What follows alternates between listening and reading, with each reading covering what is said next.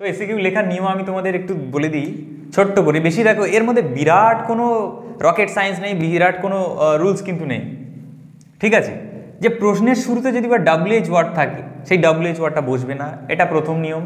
তারপরে WH এর পরে হোয়েন ডিড, হাউ ডিড, এই যে ডু ডাজ ডিড থাকে সেটাও বাদ দিতে হবে, দিয়ে সাবজেক্ট থেকে লিখতে হবে, ঠিক আছে।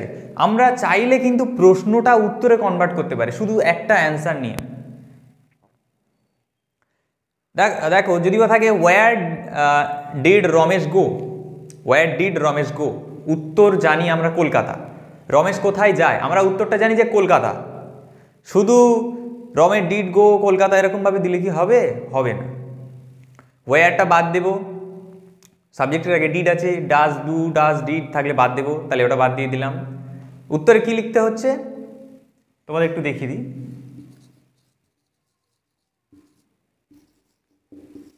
ওয়্যার ডিড, তাহলে কি লিখবো? ওয়্যার WH ওয়ার্ড আছে দেখো বাদ দিতে বলেছে, ডু ডাজ ডিড থাকলে বাদ দিতে বলেছে। কিন্তু ডু ডাজ ডিড থাকলে বসবে না ঠিক কথা, কিন্তু মেন ভার্বের পরিবর্তন ঘটবে। সেটা কিভাবে ঘটবে দেখো,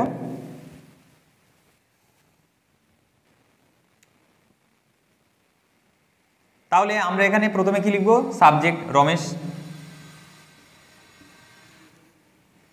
তারপরে ভার্ব, ভার্ব কি আছে? বলবে স্যার ডিডে তো ভার্ব আছে। না, এটা মেন ভার্ব নয়, এটা অক্সিলারি ভার্ব। সাবজেক্টের আগে যদি বা ভার্ব থাকে সেটা মেন ভার্ব হতে পারে না, অ্যাকশন ভার্ব হতে পারে না। এখানে মেন ভার্ব গো, তাহলে এই গোটাকে কি আমরা গো দেব? যদি বা গো লিখি ভুল হয়ে যাবে, আর এই ভুলের জন্যই কিন্তু নাম্বারটা কাটে। তাহলে কি করব দেখো, আমি বললাম যে ভার্ব, মেন ভার্বের পরিবর্তন ঘটবে কেমনভাবে দেখো। ডিডটা ভার্বের ক নম্বর ফর্ম তোমরা বলো?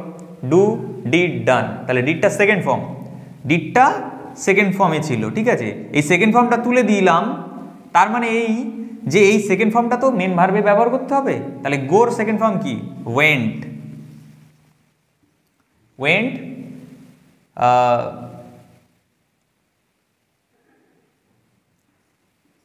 টু, তারপরে উত্তরটা লিখলাম কলকাতা।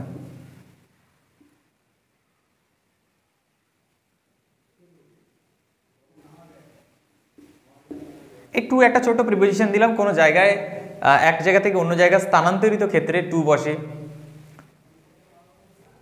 তো এইভাবে উত্তর কিন্তু আমাদের লিখতে হবে। ডিড থাকার কারণে কিন্তু এই গো ভার্বটাকে আমাদের এভাবে চেঞ্জ করতে হয়েছে, ঠিক আছে। এটা তো একটা ছোট্ট উদাহরণ গেল। পাশে তোমাদের আনসিনের প্যাসেজ তুলে দিচ্ছি, আমি তুলে দিলাম, সেটা দেখো এবং এই এসএকিউগুলো অ্যান্সার কীভাবে হচ্ছে একটু দেখে নাও। তো নিয়মগুলো ফলো করেই করছি। দেখো প্রথমে বলেছে how did early men collect their food. আমি এখানে বাংলা মিনিং অত যাচ্ছি না, কারণ তোমরা বলবে স্যার বাংলা মিনিং না বুঝেও কীভাবে উত্তর করব। তোমাদের বাংলা মিনিং বুঝতে হবে না, কোনো ঝামেলা নেই, শুধু কিভাবে করছো সেটা দেখে নাও। তো এখানে তোমাদের বলেছি WH ওয়ার্ড, WH ওয়ার্ডের মধ্যে হাউ কিন্তু WH ওয়ার্ড, ডিডটা থাকলে বাদ যাবে, তাহলে এই দুটো বাদ দিয়ে এরপর থেকে সাবজেক্ট কি শুরু হচ্ছে? আর্লি মেন, তাহলে দিয়ে দিলাম আর্লি মেন। অ্যাটলিস্ট এইটুকু তো সবাই বেসিক জানো যে শব্দের শুরুতে কিন্তু ক্যাপিটালে দেবে অবশ্যই, আর্লি মেন। এইবারে দেখো ডিড তুলে দিলে ভার্বের 1 নম্বর থেকে ভার্বের 2 নম্বর ফর্ম হয়ে যাবে। সবসময় মনে রাখো ডিড মানে ভার্বের 1 নম্বরে আছে, আর ডিডটা তুলে দিলে ভার্বের 2 নম্বর ফর্মে চলে যাবে। তাহলে কালেক্টটা কি হয়ে যাবে? কালেক্টেড। ভার্বের ফর্ম যদি বিশেষ না জানো তাহলে যেটা আছে তার সাথে ম্যাক্সিমাম যে ভার্বগুলো থাকে ইডি যোগ হয় জানো। Early men collected their food, যা আছে অবজেক্ট বসিয়ে দিলাম। তোমরা তো জানো ইংরেজির এই রুলসটা সাবজেক্ট ভার্ব অবজেক্ট এভাবে সাজাতে হয়, ঠিক আছে। কালেক্ট দেয়ার ফুড কীভাবে সাজায়? এবারে পাশে প্যাসেজে তোমরা দেখতে পাচ্ছ, এখানে লেখা আছে The early men and had a hard life even to find food. They collected nuts and fruits from day to day and wandered from place to place in search of food. তাহলে their food পর্যন্ত লিখে দিয়েছি, কালেক্টেডও লেখা আছে। তাহলে কোথা থেকে লিখবো? ফ্রম ডে টু ডে থেকে আমরা লিখতে পারি। আর যদি বা এরকম গুছিয়ে না লিখতে চাও তাহলে এই দের জায়গায় এই যে প্রশ্নে আছে দে কালেক্টেড, দ্য আর্লিমেন্ট কালেক্টেড দিয়ে পুরোটা দিয়ে দিতে পারো। দে আর, আমি কি বলছি তোমাদের, এক্স্যাক্টলি কোশ্চেন থেকে এক্স্যাক্ট অ্যান্সার বের করা এটাকে বলে। এটা শুধু আনসিনের ক্ষেত্রে নয়, সিনেও যদি থাকে এই কিন্তু ফর্মুলাটা অ্যাপ্লাই তোমাদের করতে হবে, ঠিক আছে? যে এখানে শুধু কালেক্ট আছে, কালেক্ট বসিয়ে দেবো এরকম কিন্তু নয়। Early men collected their food from day to day and wandered from place to place. এখানে দেখো ফুড মানে এখানে নাটস আর ফ্রুটস, বাদাম আর ফল সবই বোঝায় কিন্তু, তাই এখানে একটা শব্দের দ্বারা শেষ করে দিয়েছে, তাই এগুলো না লিখলে হবে। তাহলে ফ্রম ডে টু ডে, তারপরে প্যাসেজে তোমরা দেখে নাও, and wandered from place to place in search of food, what change the life of the early people. আগেকার মানুষের জীবনে কি পরিবর্তন ঘটালো, এই যে হোয়াট যদি বা থাকে সেই হোয়াটের জায়গায় উত্তর লিখবে। এক্ষেত্রে কি করেছি দেখো, WH ওয়ার্ডগুলোর ক্ষেত্রে সেটা তুলে দিয়ে সাবজেক্টে বসাচ্ছ। তাহলে এখানে দেখো সাবজেক্ট কেউ নেই, আছে কি, কে চেঞ্জ করেছে, তাই ওয়ার্ডটা সাবজেক্টের মতোই ব্যবহার হচ্ছে এখানে। তাহলে এই ভার্বের মেন ভার্বের আগে দেখো হোয়াট আছে, তাহলে এর আগে কোনো সাবজেক্ট নেই, তাহলে এই হোয়াটের জায়গায় উত্তর বসিয়ে দিলেই কিন্তু হয়ে যাবে। কি চেঞ্জ করেছিল early people of the life, তাহলে হোয়াটের জায়গায় শুধু বসিয়ে দাও। দেখো then came a great change in discovery of agriculture, তাহলে এই হোয়াটের জায়গায় শুধু লিখে দেবে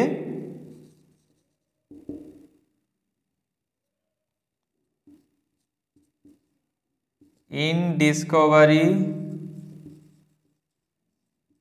of agriculture, তারপরে হুবহু যা আছে বসিয়ে দেবে।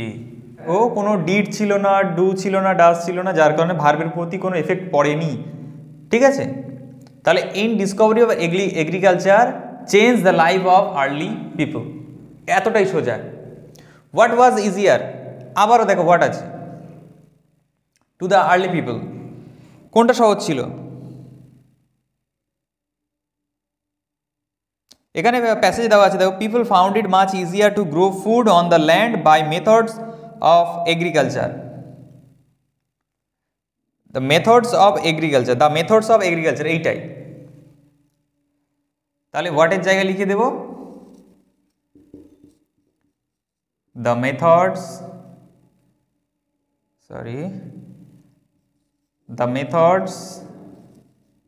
of agriculture, তারপরে হুবহু প্রশ্নটা যা আছে বসিয়ে দেব। শেষে কিন্তু ফুল স্টপ অবশ্যই দিতে হবে, প্রশ্নে তো জিজ্ঞাসা চিহ্ন থাকবে, উত্তরে ফুল স্টপ তো দিতে হয় জানো। How did the towns and village grow up, এখানে একদম প্যাসেজের শেষে আছে দেখো, they could not just wander about as they use to, তার আগে যেভাবে এরকম ঘুরে বেড়াতো এরকম ঘুরে বেড়াতো না, যা মানে না জানলেও চেষ্টা করো। Had to remain near fields so grew up villages and towns, তাই জন্য ভিলেজ টাউন্সগুলো তৈরি হয়েছে, বেড়ে উঠেছে। তাই জন্য মানে সো দিয়ে দেখো বলা হচ্ছে যে ভিলেজ টাউন গ্রো করেছে, তাহলে তার আগের বাক্যে কিন্তু এর উত্তরটা লুকিয়ে রয়েছে। তাহলে কী হবে, had to remain near their fields, তারা তাদের মাঠের কাছে তাদের থাকতে হবে সেই জন্য। তাহলে দেখো হাউ ডিডটা বাদ দেবো, হাউ ডিড বাদ দিয়ে কি লিখবো, অ্যান্সারে লিখবো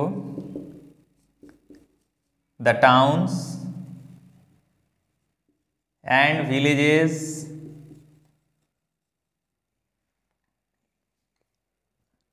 ভিলেজেস গ্রো আপ, গ্রোটা গ্রিউ আপ হবে, কেন দেখো ডিডটা তুলে দিচ্ছি, গোর সেকেন্ড ফর্ম কিন্তু গ্রিউ, GREW গ্রিউ, এইটা বুঝতে পারছো, বারবার খেয়াল করো, ডিড যদি বা থাকে ভার্বটা কিন্তু 1 নম্বর ফর্ম থেকে সেকেন্ড ফর্মে চলে যাবে। 1 নম্বরে ছিল grow, second form গ্রিউ, that the towns and villages grew up. কিভাবে গড়েছিল, তাহলে একটা কারণে ঘটেছিল, দেখো সেটা কি, তাদের কারণ বোঝাতে আমরা অ্যাজ, বিকজ এটা আমরা ব্যবহার করতে পারি। As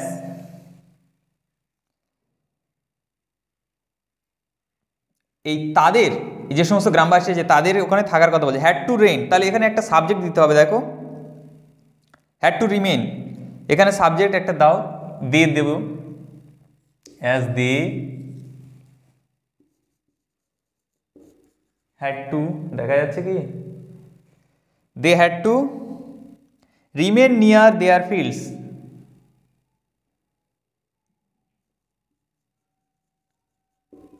remain near their fields. যাই হোক, এটা দেখা যাচ্ছে না তোমাদের, আমি তো বলে দিচ্ছি। The towns and villages grew up as they had to remain near their fields. এই যে হাউ ডিডটাকে তুলে দিতে হচ্ছে, দিয়ে তারপর সাবজেক্টটা দেখো, দ্য টাউন অ্যান্ড ভিলেজেস, এটাই সাবজেক্ট, এই বসিয়ে দিলাম দ্য টাউন অ্যান্ড ভিলেজেস। তারপরে দেখো ভার্ব বসাতে হয়, ভার্বটা বসালাম, কিন্তু ডিডটাকে তুলে দিচ্ছি, তাই ভার্বটার সেকেন্ড ফর্মে করে দিলাম, দিয়ে লিখলাম আপ। তারপরে কি কারণের জন্য বোঝাচ্ছে এখানে দেখো, হাউ ডিড কীভাবে বেড়ে উঠলো, এখানে অ্যাজ দিতে পারি, জরুরি নয় যে অ্যাজ দিয়েছি অ্যাজ, বিকজ দিতেও পারি, ফরও দিতে পারি, ফরও দিতে পারি, এখানে যদি ফরও দিই তাই হবে, ফর মানে কারণ জন্য বোঝাতে, for they had to remain near their fields. দের জায়গায় দেখো দে না দিয়ে পিপলও দিতে পারি, জরুরি নয় যে সবার উত্তরটা একই রকম হবে, এটা কিন্তু কোনো জরুরি নয়, জরুরি এটাই গ্রামাটিক্যাল কোনো এরর হবে না আর উত্তরটা যথাযথ হবে, এটুকুই। রাম কিভাবে খেলে, এই যে বাক্যটা, এটা যদি উত্তরও বলি আমরা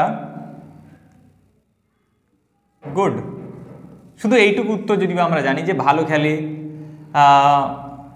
বা কোনো কিছু, উত্তরটা আমরা জানি, কিন্তু কিভাবে লিখবো, লেখার জন্য তোমাদেরকে সাবজেক্ট থেকে লিখতে হবে, WH ওয়ার্ড বাদ, ডু ডাজ বাদ, তাহলে রাম লিখলাম, প্লে আছে, প্লে লিখে এর সাথে এস দেবো, কারণ এই ডাজটা তুলে দিচ্ছি, তা কী হয়েছে, এই ভার্বের সাথে এস বাই এস কখন হয়, প্রেজেন্ট সিম্পল প্রেজেন্ট টেন্সে কী হয়, সাবজেক্টের পরে ভার্বের সাথে এস বাই এস হয়, সাবজেক্টের পরে ভার্বের সাথে এস বাই এস এখানে নেই কেন, কারণ এখানে ডাজ আছে, ঠিক আছে, ডু ভার্বের সাথে এস বাই এস দিয়েছে, কোশ্চেন করার জন্য ডু ভার্বের সাথে ওই এস বাই এসটা দিতে হয়।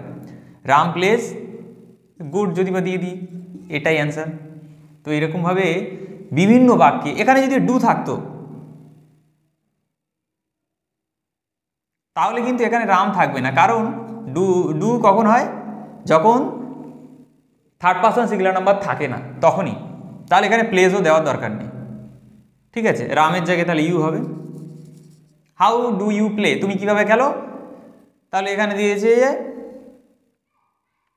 ইউ প্লে গুড, তুমি ভালোভাবে খেলো।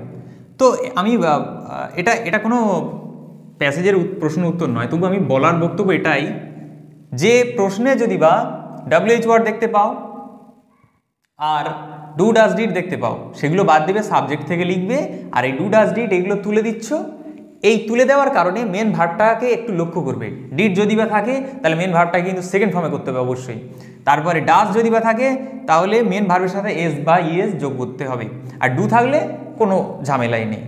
আরেকটা জিনিস বলে দিই, যদি বা ডু নট ডাজ নট থাকে, ডু নট ডাজ নট, ঠিক আছে, ডিড নট,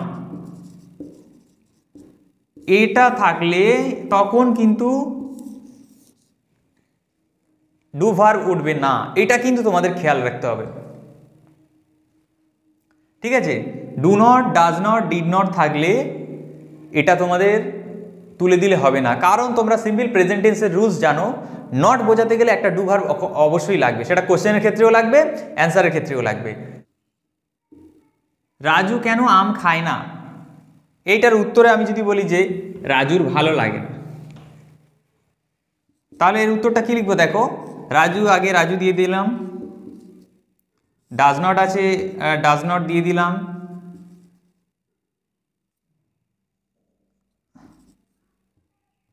আরে ডাজ নট ইট ম্যাঙ্গো। এবার ওয়াই থাকলে সবসময় অ্যাজ বা বিকজ বসবে, এটা কিন্তু গ্যারান্টিড।